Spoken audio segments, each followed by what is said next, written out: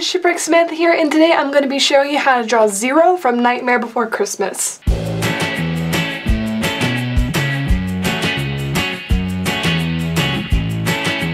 Okay, so the first thing we're going to do is we're going to start by drawing Zero's head. And so we're going to do a circle in the top left corner of our page, keeping it very light. And then the next thing we're going to do is we're going to go ahead and start drawing in his snout. So you're going to take a curve right here, and you're going to curve it upward this way. Then take that curve and come back down and around for his smile. So you're going to bring it back into the circle. Make a little arch right there, and come back down, and we're going to do the bottom half of his mouth. Let's come out like that, and then draw his jaw that kind of blends into the circle. Go ahead and draw a little circle right here. This is going to be a little pumpkin for his nose, and just do whatever design you like on it. Then go ahead and block off the rest of his head. The top of his head's a little flat, and you're going to come back around. And then for his neck, you just have two curves. A curve here, and lastly a curve underneath, and you got his neck. And then an important detail is his eyes, and so he's going to have both eyes on this side of his head. One's going to be smaller, and they're really round, and then make the other one a little bigger. Like that. Once you're happy with all the features, you can start locking in certain areas by darkening the lines. Alright, once we're happy with that, don't forget to shade in his eyes. It's all just black, kind of like the indent of an eye socket on a skull, a lot like Jack's, and Zero is Jack's dog.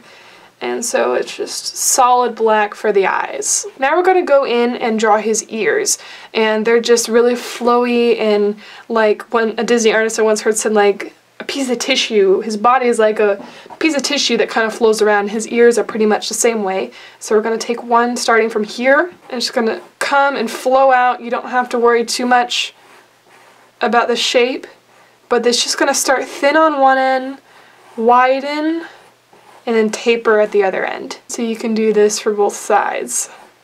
Once you're happy with the ear shape, you can go and lock those in too. Alright, the last thing we need to do is his body. And this is also, like I said, like a piece of tissue. So you're going to start from this little section of his collar, and you're going to curve out and around, keep it light for now until we get the rest of his shape in.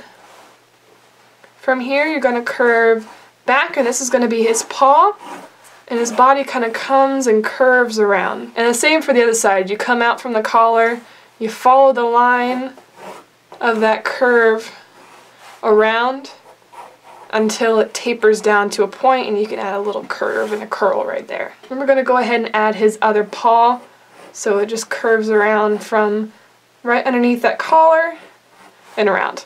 And then once you're happy with that, you can go ahead and lock it in. If you want, you can get a little fancy. You can shade in the mouth right here. You can also do a little bit of shading on this paw since it's farther away. But really, that's it. Now you have drawn Zero from Nightmare Before Christmas. The last important thing to do is don't forget to sign it. Well, I hope you guys found this video helpful. If you did follow along with this, be sure to comment down below and tell me if you did, and tell me how your drawing turned out.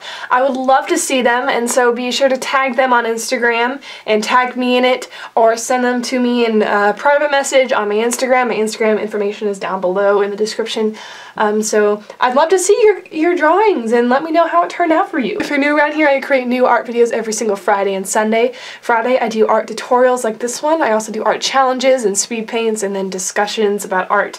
And so around here we just kind of help each other out to learn and grow as artists. And then Sunday I do sketchbook Sundays, where every week I review the drawings I did that week and learn and show you guys how I've learned and improved throughout the week. And so that's all I have for you guys today. Thank you guys so much for watching. I will see you guys Sunday.